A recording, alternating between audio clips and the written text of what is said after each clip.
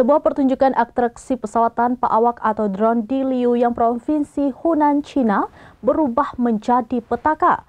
Beberapa drone yang mengangkasa mendadak malfungsi dan terbakar di langit.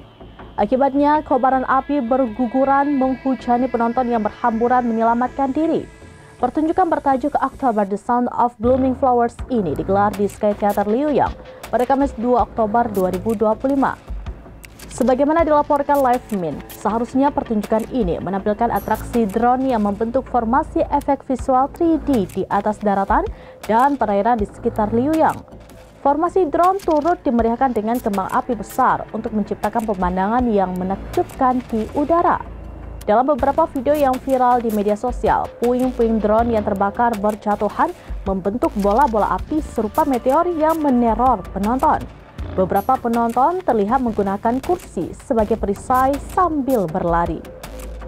Demikian informasi terkini Syedara Alun, saksikan terus beragam informasi lainnya. Jawab, like, dan share seluruh akun serambinews.com.